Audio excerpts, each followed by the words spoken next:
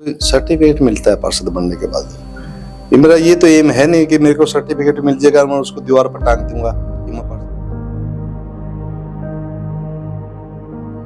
BJP सरकार तब से आई है तब से बहुत बड़ा भेदभाव आजाद नगर के साथ खासकर शहर में हुआ है। ये प्रकृति का नियम है, आप जैसा दोगे प्रकृति को वैसे ही आपको मिलेगा। ज्यादा 3 इलेक्शन मैंने लड़ी है तो मैं तो बीच में हार गया तो भी नहीं गया कहीं, मान लो बाहर हमेशा जनता के बीच में इलेक्शन लड़ चुके। मुझे रहना यहाँ है, काम यहाँ करना है, तो ऐसा तो कोई बात ही नहीं बनती कि मैं जनता के से बाहर जाऊंगा। दोस्तों, जनमंच पे एक बार फिर से आपका स्वागत है। निगम चुनाव पूरे हरियाणा में है और पार्टियों अपने सिंबल पे लड़ रही है, बीजेपी लड़ रही है, कांग्रेस लड़ रही है, लेकिन हम हिसार के अलग अलग वार्ड से पार्षदों के, निगम के जो चुनाव लड़ रहे हैं उन लोगों से आपको रूबरू करवा रहे हैं और रूबरू करवाते हुए ये दिखा रहे हैं कि कौन लोग जनता की लड़ाई लड़ने वाले हैं और कौन लोग यहाँ चुनावी रोटियां सेकने के लिए लोग आए हैं। पिछले 10 साल से हरियाणा में बीजेपी की सरकार है, यहाँ निगम का मेयर भी बीजेपी का रहा है हिसार में, लेकिन फिर भी हमने वो बदहाली सड़कों की, सीवरेज की आपको दिखाई है। और खासकर आजाद नगर की जब हम बात करें तो आजाद नगर से हमारे साथ कांग्रेस के पार्षद उम्मीदवार सत्यवान पानू जी है।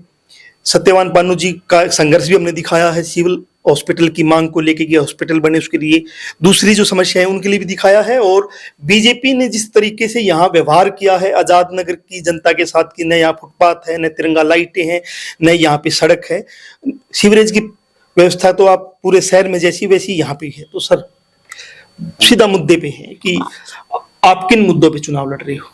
तो नमस्कार, सबसे पहले तो सभी दर्शकों को प्रणाम। सर मुद्दे तो देखिए, यहाँ अभी पिछले लगभग 12 साल हो गए।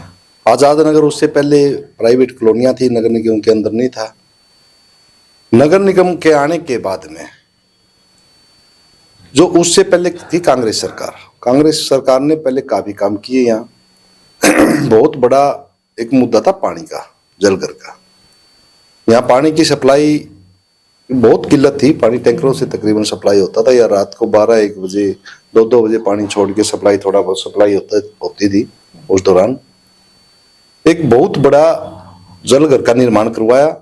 प्रोफेसर संपत सिंह का काफी योगदान रहा, उस टाइम पे विधायक थे उन्होंने। यहाँ काफी बजट लेकर के आए थे वो, गलियां थी, सीवरेज व्यवस्था थी, काफी काम उस सरकार में हुआ। बीजेपी सरकार तब से आई है तब से बहुत बड़ा भेदभाव आजाद नगर के साथ खासकर शहर में हुआ है। यहाँ मेरे हिसाब से कोई जनता का जो मूलभूत सुविधाएं होनी चाहिए वो आज तक नहीं हो पाई। कोई नया काम नहीं कह सकते, गलियों का है, नॉर्मल गलियां होगी कोई, तो वो नॉर्मल काम हुआ है। इसमें सीवरेज की व्यवस्था है वो काफी, उसको ये कह लिए बहुत बदतर हालात हैं, भरे रहते हैं तकरीबन। आप देखोगे सीवरेज ओवरफ्लो होते हैं, वो सही तरीके से नहीं बिछाई गई है लाइनें। पानी की सप्लाई है, जलघर होने के बावजूद, इतना बड़ा होने के बावजूद उसमें भी अब आज काफी किल्लतें, जो सुधार होने चाहिए थे। जो जो जनता बढ़ती है 10 साल का, 10 साल 12 साल का बहुत समय के अंतराल हो जाता है, उसके काफी कॉलोनियां बढ़ी है। यहाँ बहुत एक आजाद शहर में, हिसार शहर में लगाओ तो आप जो ग्रामीण एरिया से लोग आते हैं, तकरीबन आजाद नगर एक ऐसा एरिया है जो ग्रामीण तबका आता है, वो सब आजाद नगर के अंदर आते हैं। बहुत तेजी से विकास। अनु साहब, मैं एक सवाल है कि आप रात को शहर में गए होंगे, जिस तरीके से चौक चमक रहे हैं, चौक पे अलग अलग मॉडल लगे हैं, कहीं राम मंदिर का, कहीं लाल किले का मॉडल लग गया है, चमक रहे हैं, तिरंगा लाइटें, नदी से उस पार जाते ही आपको एक अलग अलग शहर मिलता है। ये क्या कारण है? ये व्यवहार यहाँ क्यों किया गया? पार्षद कमजोर था या मतलब नीति में कोई गड़बड़ थी कि आजाद नदी से इस तरफ आएंगे तो आप जैसे अंधेरे में हो और उस तरफ जाएंगे तो जैसे उजाले में हो? सर इसका ये लगाइए कि सरकार ने तो पैसा लगाना होता है, जो इच्छा होती है वहां के जो नुमाइंदा होता है उसका काफी अहम रोल रहता है उसका। अगर भागदौड़ करने वाला तो सरकार को ये नहीं पता होता क्या करना है, कहाँ करना है। उसको उजागर करने वाला, उसकी जो वहां की डिमांड है उसको रखने वाला, उसकी भी जिम्मेवारी होती है।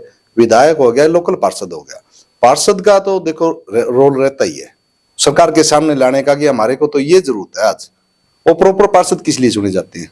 पार्षद का मतलब ये होता है कि वहां की जन समस्याएं हैं जो उनसे घर तक जुड़ा होता है, इस घर की समस्या ये, इस गली की समस्या ये है, तो उसका भी एक रहता है, ये अहम रोल तो रहता ही है कि सरकार के सामने पटल पे तो रखे। सरकार हमेशा ये तो देती नहीं कि भाई वहां से बजट अलाट कर दिया कि आजाद नगर को दे दो। वो बताएगा कि यहाँ रोड की कमी है, बरसाती पानी का ठहराव है, या हमारे समस्या हॉस्पिटल की है, या हमारे खेल स्टेडियम की है, या स्कूल की है। इतनी बड़ी आबादी है यहाँ, लाखों लोग रहते हैं। तो पिंकी शर्मा बीजेपी से एक बार टिकट ले आई है, पहले भी यहाँ से पार्षद रही है, कौन सा चश्मा लगाती है कि उसको ये सब नहीं दिख रहा था, और वोट मांगने लोगों से क्या क्या कि वोट मांगती होगी? सर देखो, ये तो उसका काम है, हम किसी की आलोचना नहीं करते, किसी की बुराई नहीं करते, आज तक ना मैंने की है, ना मेरा नजरिया रहा है इस तरह का। जो वो तो सब जनता को पता है उस चीज का, हम उस बारे में तो टिप्पणी करना ही नहीं चाहते कि वो अपना नजरिया है। लेकिन हमने एक पता है कि एक चीज का तसल्ली से कह सकते हैं, प्रकृति का नियम है, आप जैसा दोगे प्रकृति को वैसे ही आपको मिलेगा, वैसा ही मिलेगा। मैं एक आखिरी सवाल है कि अस्पताल की मांग को लेकर एक लंबा आंदोलन चला, उसमें आपकी एक भूमिका हम लगातार मीडिया के माध्यम से देखते भी रहे हैं और दिखाते भी रहे हैं। हॉस्पिटल नहीं बन पाया, लेकिन एक आंदोलन चला, गर्मी सर्दी में यहाँ आंदोलन चलता रहा, बारिश आती रही, आंदोलन चलता रहा। अगर आपको यहाँ की जनता एक मौका देती है तो क्या ईमानदारी से इन मुद्दों पे जो आज आप बोल रहे हो, सीवरेज का मामला है, सड़क का मामला है, हॉस्पिटल का मामला है, इन मुद्दों को प्राथमिकता से नगर निगम की बैठकों में या सरकार के आगे उठाओगे कि हमारे ये बनना चाहिए? सर आपको मैं बताऊंगा, सर्टिफिकेट मिलता है पार्षद बनने के बाद। ये मेरा ये तो एम है नहीं कि मेरे को सर्टिफिकेट मिल जाएगा, मैं उसको दीवार पर टांग दूंगा कि मैं पार्षद बन गया।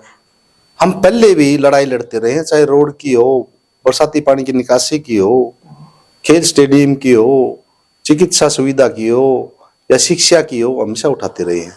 और उसके बाद मान लो पार्षद बन जाता तो एक उसके ऊपर ओहदा हो जाता है, उसको पावर मिल जाती है उसके आगे बात पहुंचाने की। तो हमारा तो एम ही है कि हमारे ऊपर मतलब एक उसको अहमियत मिलती है, एक ओहदे को अहमियत मिलती है हमेशा। हमने तो काम करना, यही तो सोच के आए थे हम कि हमने काम करना है और काम करेंगे। हमारा ऐसा कोई भी मतलब मन में ऐसी भावना कुछ भी ऐसी नहीं है कि उसे हमारे से जनता जो हमारे को दे, आज उसका जो सम्मान दे, हमारे ऊपर ताज रखे कि हम उसके मतलब उसको सम्मान ना रखवा सके। ऐसा हमारा कोई इरादा नहीं, काम करेंगे, काम का। जनता के पास जब जाते ना, चाहे किसी भी चुनाव के बाद जाए या पहले जाए, जनता कहती है कि चुनाव के बाद ना न हारने वाला आता है न जीतने वाला आता है।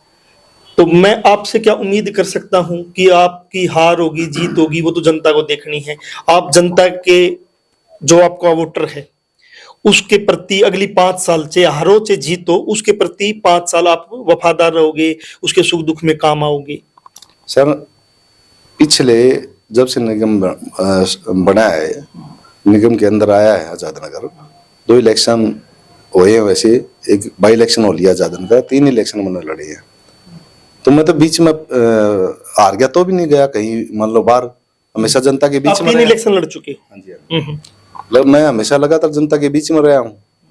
मुझे रहना यहाँ है, काम यहाँ करना है, तो ऐसा तो कोई बात ही नहीं बनती कि मैं जनता के से बाहर जाऊंगा। ना मेरा कोई बिजनेस है, ना मैं कोई व्यापार करता, ना मैं कोई ज्यादा खर्चा करता कि मेरे को व्यापार करने की जरूरत पड़े। लोगों के बीच में रहना है, लोगों के बीच में रहता हूँ, आगे भी लोगों के बीच में।